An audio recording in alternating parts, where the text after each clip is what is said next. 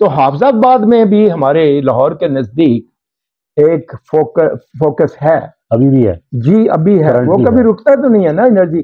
یہ راک ہوا کافی دفعہ، اور گاڈ فار بیڈ کے خدا نہ کرے اگر حافظ آباد کا ٹریگر کرے ہائی میگنیچیوڈ میں، تو اللہ تعالیٰ معاف کرے، نہ لاہور نہ فیصل آباد نہ گجرانوالہ نہ اسلام آباد کچھ بھی نہیں رہے گا.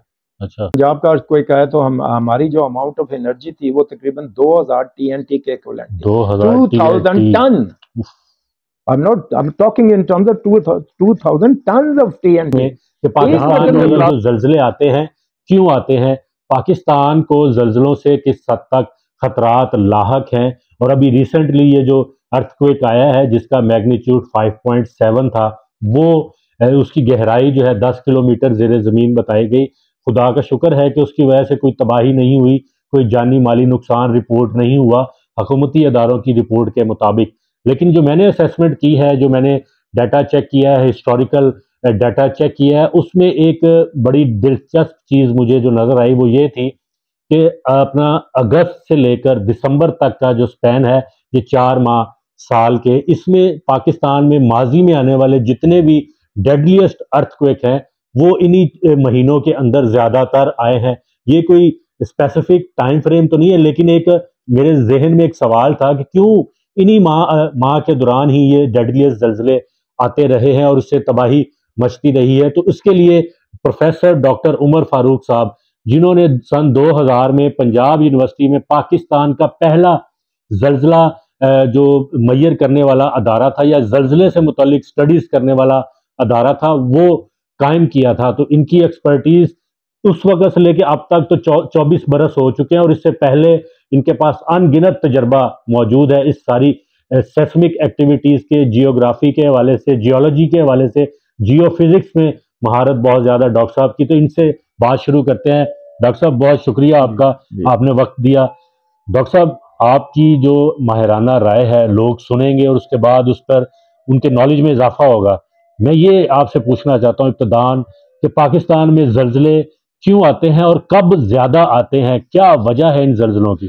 ٹھیک ہے جی، بات یہ ہے جی کہ زلزلہ سمجھنے سے پہلے میں 1-2 منٹ سے پہلے آپ کو بتاؤں کہ جس کرۂ ارض پہ ہم رہ رہے ہیں اس کی ساخت کو ہمیں ضرور مد نظر رکھنا ہے. زمین جو ہماری جس پہ ہم جس کی عمر 4.5 ارب سال ہے، زلزلے پہلے بھی آتے رہے، ہسٹری میں ریکارڈ ہے، آ رہے ہیں اور آتے رہیں گے، یہ نہیں رک سکتے. کیونکہ لائف متحرک ہو تو وہ لائف کہلاتی ہے. اللہ پاک نے ایسا ایک نظام بنایا ہے کہ ہماری پورا کرہ ارض جو ہے وہ 4 لیئرز میں ڈیوائیڈ ہے. اوپر کی لیئر کو ہم کرسٹ کہتے ہیں، نیچے مانٹل ہے، اس کے نیچے لیکوڈ کور ہے، ابلتا ہوا مادہ جسے لاوا کہتے ہیں. ہاں جی، ابلتا ہوا مولٹن راک مٹیریل، اور اس کے سینٹر میں پھر سالڈ ہے. تو یہ قدرت کا نظام دیکھیں کیسا ہے، سائنٹیفکلی اس کو پروون کیا ہے، اور بڑے انچ بائی انچ ہم نے انہی ارتھ کوئک ویوز کو استعمال کرتے. اب یہ ہے کہ ٹاپ موسٹ جو 100 کلومیٹر جو پورشن ہے ارتھ کا پورے کرے کا، اس کو ہم لیتھوسفیئر کہتے ہیں. یہ لیتھوسفیئر جو ہے یہ ٹوٹا ہوا ہے تقریباً 20-21 ٹکڑوں میں، بڑے اور چھوٹے ٹکڑے. اب یہ بڑے چھوٹے ٹکڑے اسٹینوسفیئر جو 700 کلومیٹر ڈیپ ڈیپتھ تک ہے، اس کے نیچے 100 کلومیٹر سے، وہ سیمی سالڈ ہے اور ہائی ٹیمپریچر ہے. تو اگر آپ نے غور کیا ہو کہ اگر آپ ہانڈیا میں پانی ڈال کے لکڑی کے ٹکڑے اس میں ڈال کے نیچے آگ جلا دیں تو کچھ آبزرو کریں گے کہ وہ ایک ٹکڑا اوپر جاتا ہے نیچے آتا ہے، دوسرا جاتا ہے نیچے آتا ہے، کچھ ٹکڑے نزدیک آ رہے ہیں کچھ دور. یہ پریکٹیکل کر سکتے ہیں گھر میں عام آدمی، کوئی پیسہ نہیں لگتا. ان کو ہم کہتے ہیں کنویکشن کرنٹس.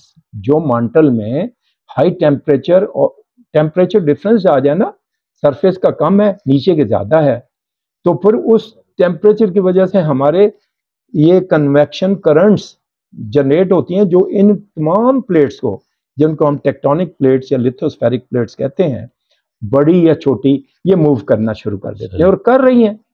اب کیا ہے کہ یہ کچھ جو اگر کنویکشن کرنٹس اس طرف آ رہی ہیں تو جو پلیٹ ادھر ہے وہ ایک دوسرے سے آتی نزدیک آتی جائے گی، اور جو بڑی پلیٹ ہے چھوٹی پلیٹ اس سے بو ڈاؤن کرتے ہوئے نیچے گھس جائے گی، سب ڈکٹ کرے گی اس کے نیچے. ان ایسی پلیٹس جو کہ ایک دوسرے کی طرف آ رہی ہیں اور ایک دوسرے کے نیچے گھس رہی ہے، ایک پلیٹ دوسری بڑی پلیٹ کے نیچے، ان کو ہم کہتے ہیں کنورجنٹ پلیٹس. کنورجنٹ.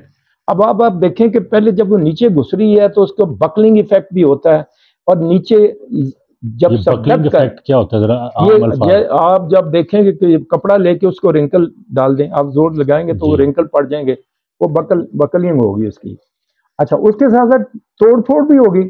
تو ایک بینیوف زون ہے جو 5% زلزلے اس ڈاؤن گوئنگ سلیب جو ہوتی ہے, نیچے جو پلیٹ جا رہی ہے, 5% زلزلے اس زون میں بھی پیدا ہوتے ہیں, کیونکہ نیچے فریکچر ہو رہے ہیں جب اب زور سے اتنا بڑا پروسیس چل رہا ہے. اچھا, اس کے ساتھ یہ میلٹ ہو کے دوسری پلیٹ میں والکینو بھی پروڈیوس کر رہا ہے, دوسری پلیٹ میں جس کے نیچے گھس رہا ہے. قدرت کا نظام دیکھیں.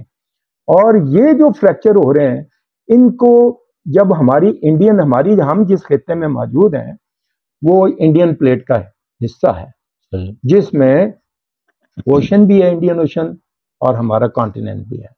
یہ جو حصہ تھا, یہ پلیٹ تھی کوئی 200 ملین ایئر پہلے, یہ آسٹریلیا کے نزدیک تھے ہم, اور یہ پلیٹ کی موومنٹ 3 سے 4 سینٹی میٹر پر ایئر کے حساب سے ہوتی ہے.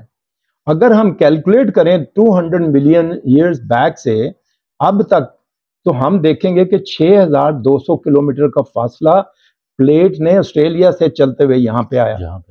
اب جب یہ پلیٹ وہاں سے چلی تھی, اور ادھر سے بہت بڑی ویری ہیوج پلیٹ جس کو ہم کہتے ہیں یوریشین پلیٹ, یوریشین ٹھیک ہے, یعنی رشیا, یورپ اور رشیا, جی رشیا, امریکہ, افریقہ, اتنی بڑی پلیٹ ہے. اب اتنی بڑی پلیٹ کے آگے ہاتھی کے ساتھ چونٹی کا کیا مقابلہ, چونٹی نے تو بو ڈاؤن کرنا ہے. ہماری انڈین پلیٹ چونٹی کے برابر اس کے.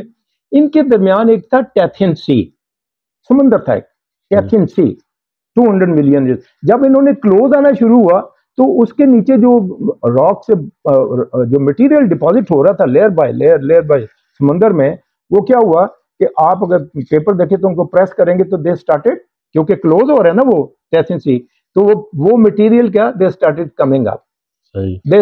Coming up.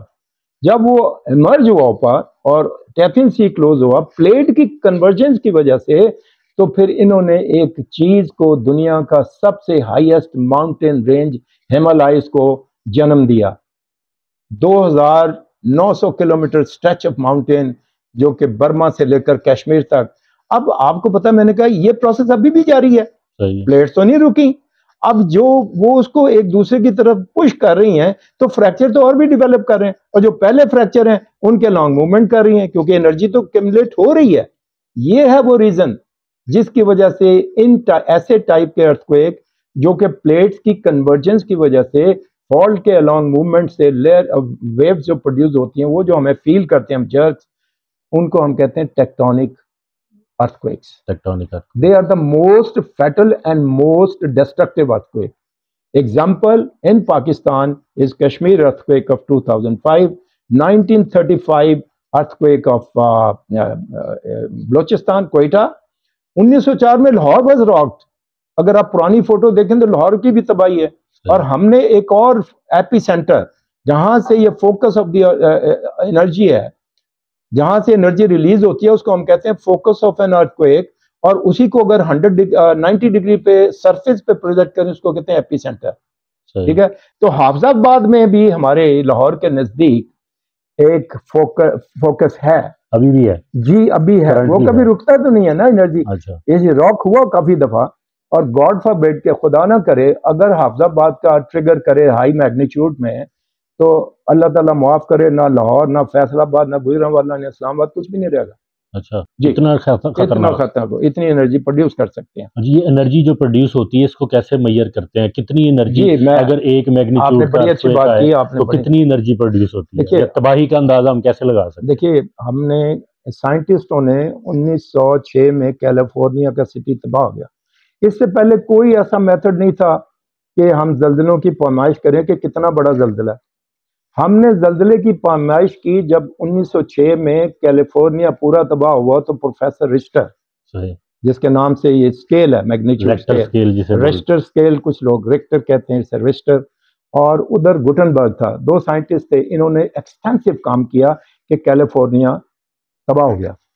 اس کی بیس پہ پھر انہوں نے انسٹرومنٹ ایک ڈیولپ کیا جس کو کہتے ہیں سائزموگراف.